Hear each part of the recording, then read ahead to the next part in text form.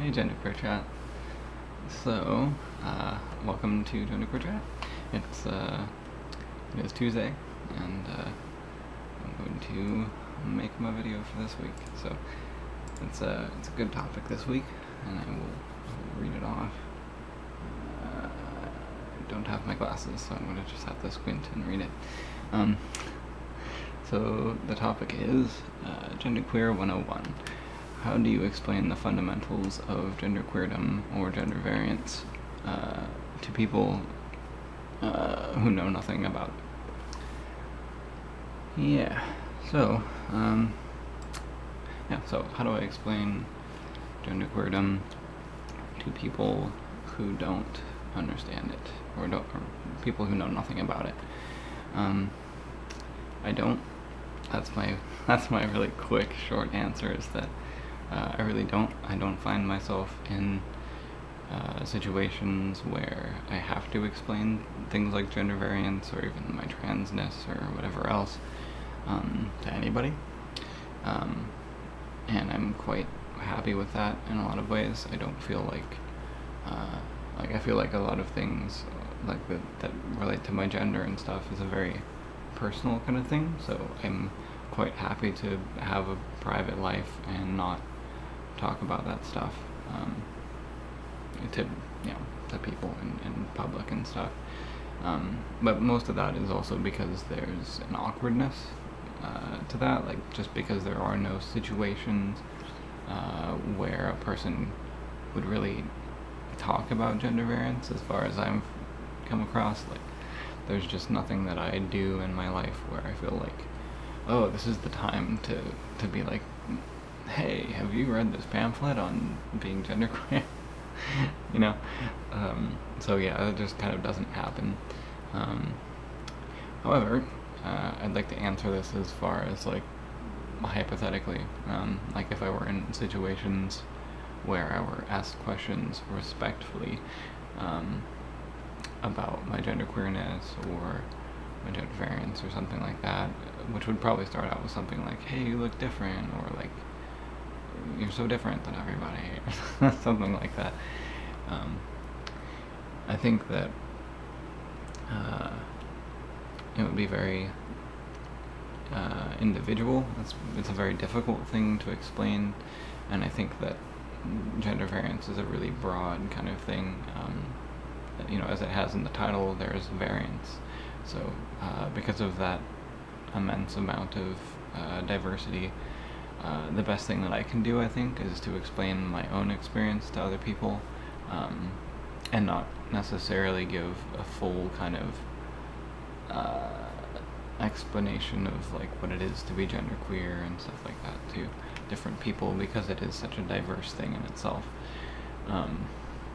But I might apply some kind of vague things, like vague generalized understandings of other people who also relate with these kinds of words. I think I would probably do that, as well as talk about my personal experience. But again, it's kind of a personal thing, and I don't think that I ever find a situation where I would actually explain that to someone. I kind of went over this with myself earlier, and the things that I thought were rather important to take away from my kind of reflections on this was that people are taught a lot of things, usually a lot of incorrect things about gender and about bodies in our society, well, in the society that I find myself in, and that's a problem. So I think that the question mentioned explaining fundamentals of these things, and I think that that's really a key thing.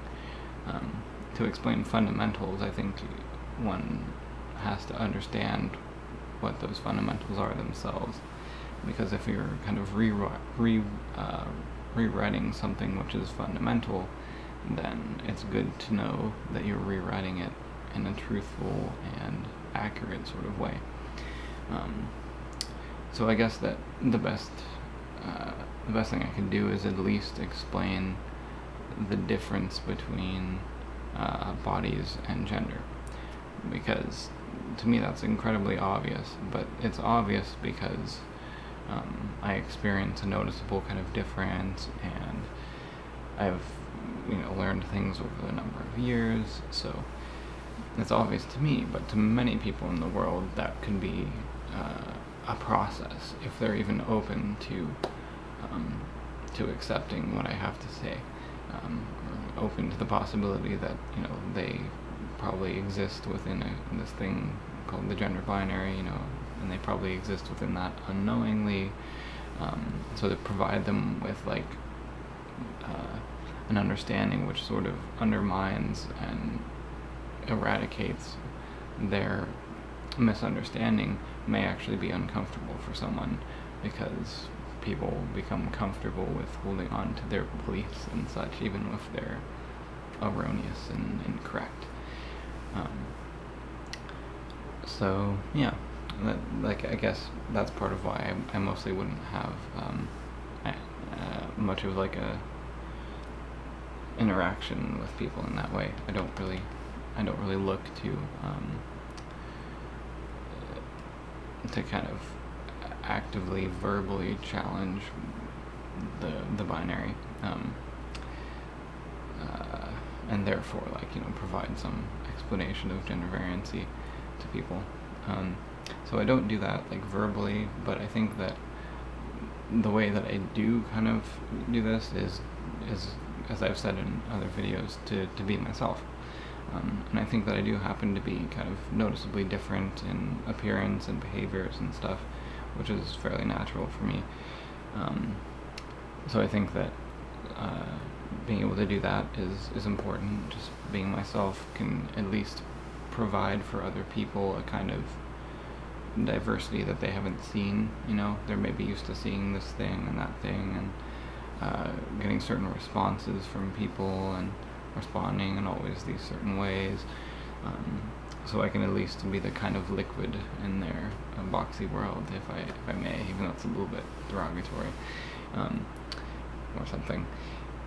But yeah, I think I can at least provide a difference there, and that's not exactly an explanation in itself, but it is a powerful sort of thing. I think it kind of makes a crack in that sort of concrete or something. It will hopefully flow under, or like help to dissipate something of a person's previous understandings and misconceptions about things like gender and bodies and gender variancy. Yeah, so hopefully that makes some sense and is a good explanation, or a good answer for this for that topic. So yeah, that's my answer to that. And then we have a bonus question, which is really fun. So the bonus question is your bucket list. What is something that you want to do before you die? I think that's a fucking awesome question. I love these questions. Yeah, so this is fun and a little bit more relaxed. I'm not sure how deep I want to go with that, because we're talking about death here. We're talking about what would I do before I die? Yeah, most of these things I've kind of already done, or have a good understanding that, oh, there's this desire that I would do these things, and so they're actually quite close to being able to happen. So that's just a precursor to my answer. Yeah, I don't know how kind of honest that I should be, because I can be sort of vague about things, or I can go into some depth, but this is all quite honest as far as I'm concerned. What I would do before I die. Well, the main one for me is a particular psychedelic substance, which is immensely powerful and should be fairly life-changing. And I don't know that I want to give out the name of that one in particular, especially on a public forum, which is more about gender than psychedelics and such. So I guess I won't go into a huge amount of detail, but I would like to do that. substance before I die, and I'm like a sober person now and everything, and that's important to me. But yeah, I would probably do this particular psychedelic substance sometime in my life.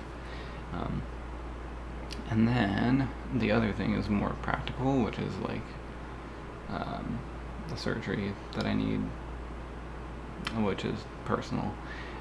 But that's another thing I would like to do before I die. And then in a sort of silly, slightly embarrassing, also personal way, after that, I would definitely like to have sex and different, activities like that